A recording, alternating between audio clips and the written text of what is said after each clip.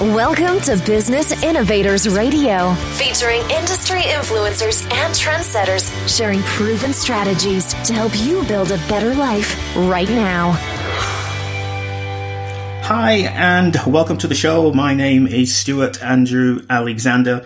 And you know something? I was reading an online article by Brown University, Rhode Island, which stated that in 1868, yes, as far back as 1868, psychic researcher Frederick Myers declared the best way to read other people's minds, which we know very little about, is not to set to work imagining what they are likely to feel, but to tell them what one feels oneself.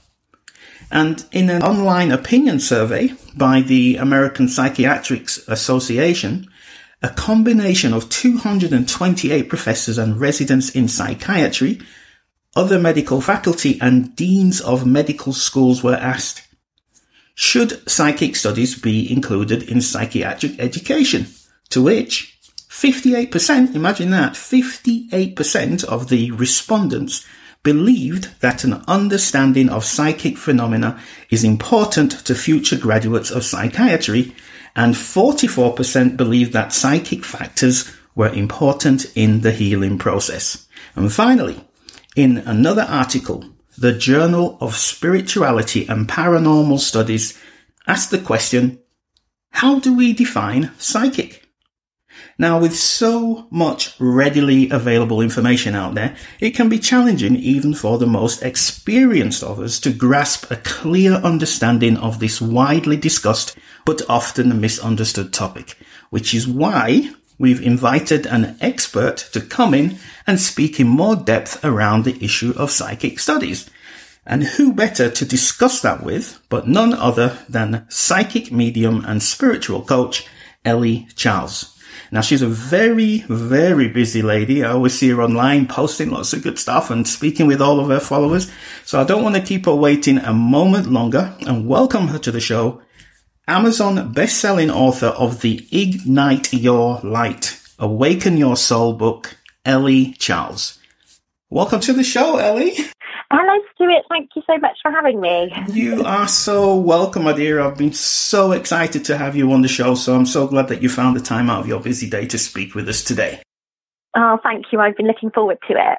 Okay, so, Elly, Brown University, the American Psychiatric Association, and the Journal of Spirituality and Paranormal Studies all refer to the overarching topic of psychic studies in different ways. Now, based on your experience, what is your definition of psychic studies? Okay, Stuart. So based on my experiences, I've attended, obviously, the College of Psychic Studies. I've also attended International Academy of Consciousness and the Arthur Findlay College of Spirituality as well. I would say from what I've learned through my own sort of like experiences and through what I've learned through those various colleges is that the psychic studies is more of an energy. It's more an energy that we use to draw down and to understand exactly how we're feeling or how others are feeling and exactly what is going on for that person. So there's very much sort of like telepathy and, you know, aspects like that come very much into psychic studies. It's different from mediumship because mediumship is more based on connection with spirit, connection with those that have passed over. So those that are now no longer with their physical form. So the psychic is more of the energy of our psyche that we are drawing in and using either to help ourselves within our own life or to help others with their lives. Now, I understand that as a psychic medium and spiritual coach, that you can obviously help a number of people with a number of issues. However, who is your ideal client and what kind of situations do they usually find themselves in when they come to you for your help? Okay, yeah. So firstly, an ideal client would be someone who would be feeling quite lost within their life, maybe feeling quite stuck within sort of who they are or what they feel like that they need to do. I have a lot of people come to me who are very much in a transition of sort of, you know, that crossroads feeling where they're feeling like they need answers and they're not understanding fully how to get those answers themselves. So that would be usually the people who come to me and that would be in a sense of either needing guidance or reading or actually needing to learn spiritually. And in these times that we find ourselves in now, then, Elly, are you finding that you're getting more than a usual number of people coming to you who are feeling lost, stuck, or in that transitional phase you just mentioned? Yes, definitely, especially with obviously, things like lockdown and things like that. It's caused a lot more sort of crossroads sort of feelings for people. So I have had a lot more people. But it's interesting because, yes, there's been people who are wanting guidance and they just want to know that their lives are going to be okay. But there has been a much bigger influx of people wanting to learn and wanting to delve into their own spirituality as well, more than ever before. Okay, so with that said then, what are some of the first steps for someone who is feeling lost in a cloud of confusion, as you put it in your own words, and trying to understand who they are and why they're actually here on Earth? What should they actually do then, Elly? So the first step would be actually acknowledging, to start with, that they're feeling lost, understanding that there is something different that they're feeling, and being okay with that, because what a lot of us will do is we will resist or we will block the understanding, or that we need to gain more knowledge. Some of us will be scared of it as well.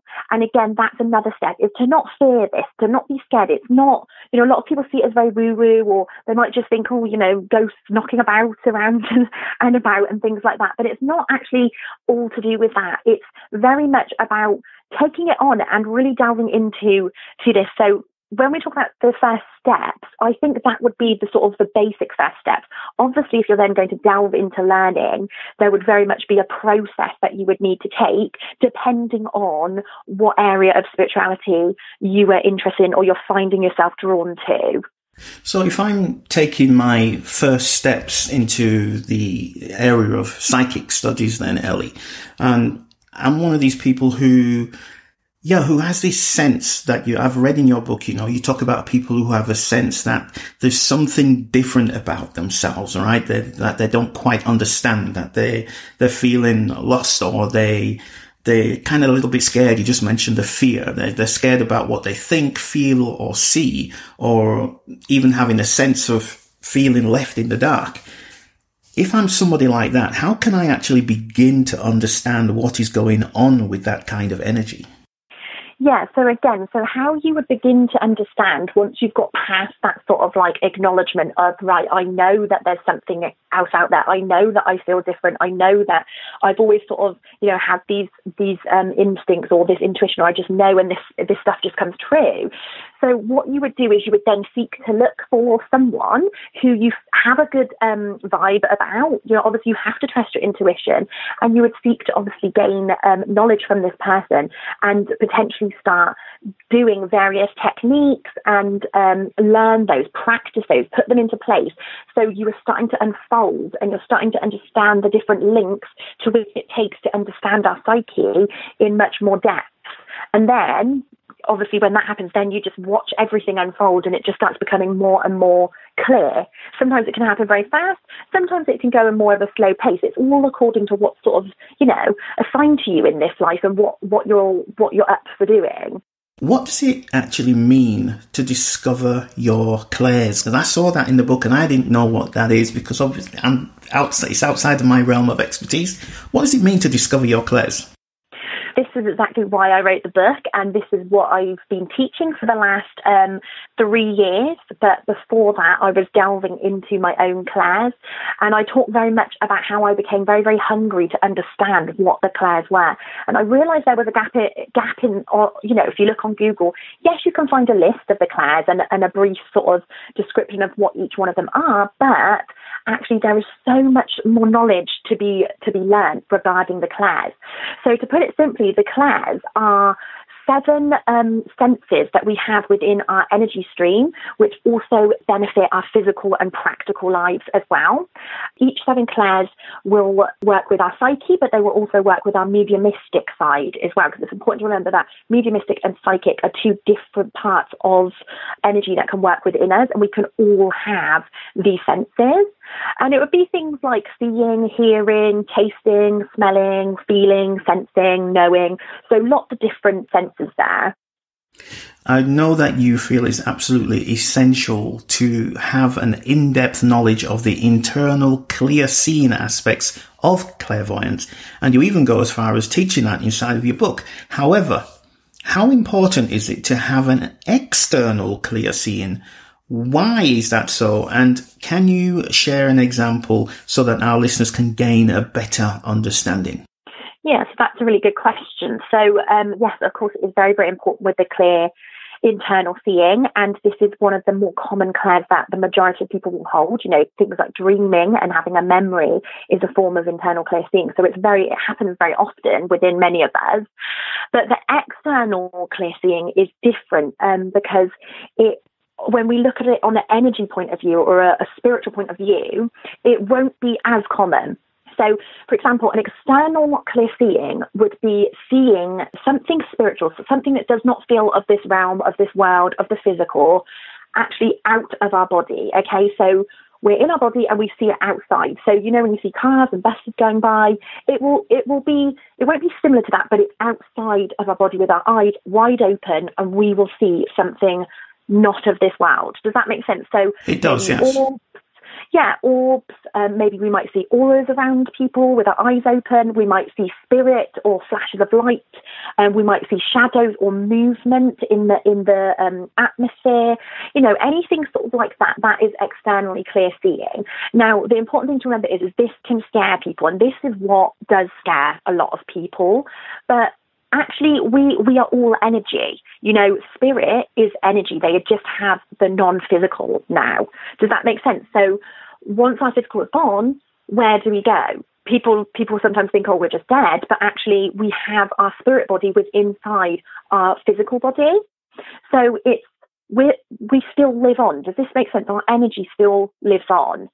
I mean, again, this is outside my realm of my experience, but from when I think on a personal level about life in of itself and just how complex the life is and just how beautiful this world is, there has to be something more than just the things on the physical realm. There has to be so much more. And I'm not talking about religion or anything here. I do believe there is something on a spiritual level that we on this plane that we're on that we don't see with the naked eye, but it is always there with us. And I think for the listener out there who has these external seeings, as you call it, I think it's really important just to amplify that message, what you just shared with us, that it is quite normal and there's nothing to be afraid of, and that to actually go to people like yourself who can help them to understand what is actually going on, and that is quite normal. Am I making sense with what I'm saying here, Elly? Yeah, 100%. I completely agree. It is, to me, it is the most normal thing. So I was speaking to the non-physical, you know, those that have passed on since I was the age of 4. And I didn't realize when I was 4, but then when I sort of grew into a teenager, I realized that that's what was happening and that's what I was doing. And yes, there was a few, bits that I was seeing externally that it did scare me. But then when I actually started to realize the background of the energy and the feel of that external that I was seeing, I actually realized this isn't scary. This is actually just energy in whichever way it's presenting itself to me, and I don't have to fear this because it's nothing dark, it's nothing evil, it's actually very normal. Can we talk a little bit about some of the misconceptions surrounding the field that you work in? Because if anybody goes online and, there's so much information you can find online about any topic. But if someone's interested in finding out a little bit more about psychic studies, there's got to be information that's accurate and information that's not so accurate. So in your experience, what are some of the common misconceptions surrounding psychic studies and in the field that you work in? So I would say, obviously, some of the common misconceptions would definitely be what we should talk about, the fear. You know, a lot of people think, oh, I'm scared. Oh, I don't, it's dangerous. There's evil. It's playing with fire. So there's quite a lot of that. And I think, obviously, you know, depending on what type of culture you've been brought up in, or maybe what type of sort of family you've had, or, you know, sort of the socializing that you've had around you, this can all have like an impact on how you perceive things. It depends on how you were told about certain things, if that would make sense. So that would definitely be a common misconception. Another one would be that it's all a load of rubbish. A lot of people, you know, think that psychics or mediums are frauds, or they rip you off, or they're just, you know, wanting your money, and they're just going to tell you everything you think you want to hear, and things like that. Unfortunately, maybe there are people out there that have done that, but there are also some very, very genuine people as well. But when we come to that misconception, the way I see it is we, as I repeat myself, we are all energy. So we all have the ability to listen to the energies, to feel the energies, to see the energies, and to know parts of the future, or to feel spirit, or feel the presence of a loved one that's passed over visiting. We all have that ability. It's just some of us become more in tune to it than others. Some of us end up working within that, and some of us don't. You know, I think that's all according to what's along our soul purpose, and whether we're meant to go down that route. But we have to remember, we are all energy at the end of the day, so we all have the ability to do that. So, Elly, with that said, then let me ask you this: if I am somebody who does have this natural, what's the word I'm looking for? You know, if I'm able to see things, but I don't know what's going on because I don't have any experience with it. I mean, you've mentioned you've been, you know, having this kind of experience since you were 4 years old, and maybe there's someone listening to this in the future who's in a similar situation. You know, they've been having these experiences for years, but don't understand it. Is there any danger in them suppressing that natural ability and not, you know, going to someone like yourself to learn how to manage that, how to maintain it, how to benefit from it, how to share it? Is there a danger in that and suppressing it? Yes, definitely. You know, quite a few of my students that sort of come to me, they have suppressed it throughout the years. You know, I recently had a lady come to me, and she's 65, and she's pretty much said her whole life she felt like there was something there that she wanted to explore, but she just couldn't seem to do it at a certain stage in her life. And now she feels like she's ready to delve into it and really, you know, and she's doing really well as well. And it's completely changed her life. And so that just shows that, you know, for whatever reason, I think it was to do with her upbringing and things like that. You know, when you're younger and you get told certain things, it can really create a certain pattern, even if you do feel different, or even if you do feel like there's something, but it can create a pattern. So sometimes you can think, well, maybe I'm just a bit crazy, or maybe I'm just silly, maybe that's not for me, you know, all of that, those types of things, really. So again, for example, if I'm coming to you, Elly, what questions should I be asking you to determine whether I should work with you or not? So this I find interesting, because for me, as I say, I talk about energy a lot. So I think it's actually about the energy. You should ask what you feel you need to ask. A conversation needs to be had with a professional that you were possibly thinking about working with, and a conversation needs to be had so they can understand what exactly is that's going on for you or for that person. So one, they can know if they can help you and guide you, but two, the person can get a good vibe off of that person and think, right, actually, I feel like I like them, and I feel like I can actually go forward and work with them. But I suppose, you know, if we put it down to particular questions instead of energy, if I was a beginner, I'd probably be thinking about asking, how is this happening to me? Or why is this happening to me? And seeking sort of some of the answers in that respect. Thank you, Elly. I'm sure that's going to be really useful for some of the listeners out there. Now, I know we've touched a little bit on some of the topics covered within your book. However, what was it that led you to write it? I'm sure you just didn't wake up one morning and say, hey, I'm just going to write a book. There must have been a chain of events that led up to that. So what was it that led you to write it? And once someone reads and follows the tips inside of the book, what is it that you actually want them to come away with? Okay, yeah, so this makes me smile. So firstly, what led me to write it was actually, obviously, just I was going about in my my day-to-day life, my career. It's always been quite a spiritual life. I was already working as a medium. I was already teaching. And it was about, I'd say about 3 years ago, I kept seeing a yellow front cover of a book, and my grandmother had passed, and she kept saying to me, write this book.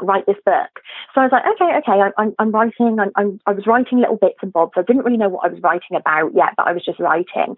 And that kept happening over a period of sort of like the next few months after she passed. And eventually I was like, Grandma, you keep telling me to write, but I don't have a clue what I'm writing about or how to write. I wouldn't have the foggiest about how to publish a book or any of that.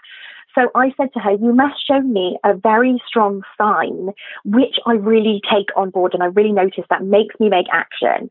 The next morning I woke up and I found myself suddenly being tagged on Facebook in a live with a publisher who was talking about the benefits of writing your own book.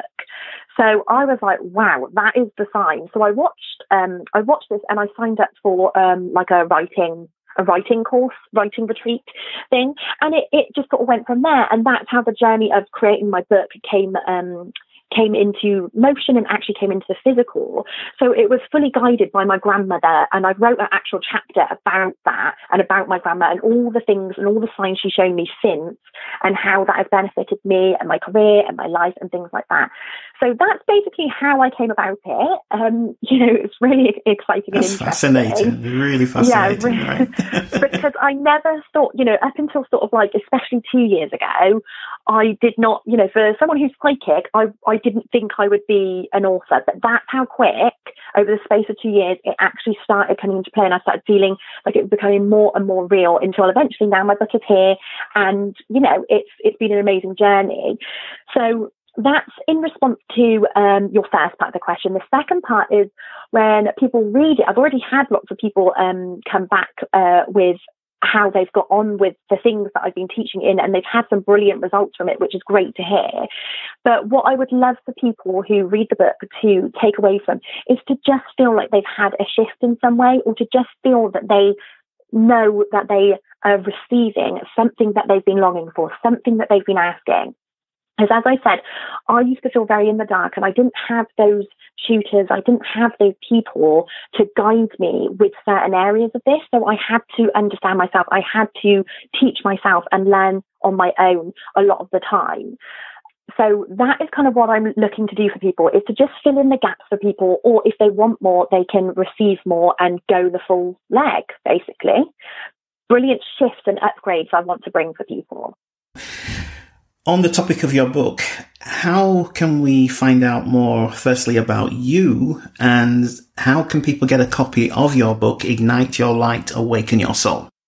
So to find out about myself, you can go to my website, ellycharlesmediumship.com, or I am also Elly Charles Psychic Medium on Instagram, and the same on Facebook, Elly Charles Psychic Medium on Facebook as well. You can find me there on those social media sites. But to get a copy of my book, you can get it on Amazon, and it's on Kindle or it's on paperback. So I'd head over to Amazon and grab a copy. Well, perfect, Elly. We're coming towards the end of our little conversation today, and you shared some really helpful tips. So on behalf of our listeners, I just want to thank you for that. However, before we depart on our merry ways, I just want to ask you, are there any other insights that you'd like to share? Any final little tidbits before you go? I think I just always like to share this, and it's just basically about our soul and just about really listening to our soul. A lot more people are waking up. When you said at the start, sort of, has there been more people over the sort of current circumstances in the last year coming forward for this type of thing?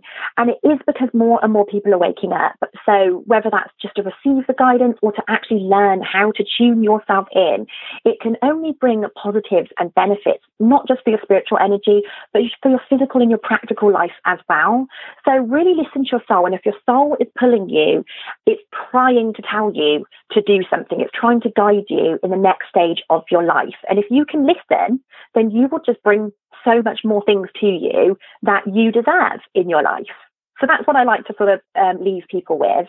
And what a great note to finish our conversation on. So thank you so much for that. And thank you for spending so much of your valuable time with us today, Elly. It's been absolutely great talking to you. Thank you, Stuart. It's been really, really fun chatting with you as well. You're so welcome, Elly, my dear. And that's it for now, folks. Don't forget that if you ever find yourself feeling lost in a cloud of confusion, trying to understand why you are actually here on this place we call Earth, and you have a keen interest in your spiritual journey and want to explore your enlightenment rather than being afraid of it, then you definitely 100% need to check out Elly Charles's book. It's called Ignite Your Light and Awaken Your Soul. And once again, it's available on Amazon and in other leading bookstores nationwide. We'll also have a link to the book in the show notes somewhere on this page. So have a look around there. I'm sure you'll find a link to it. But until next time, this has been your host, Stuart Andrew Alexander, with my very, very special guest, Elly Charles, saying thank you, take care, and we'll talk real soon.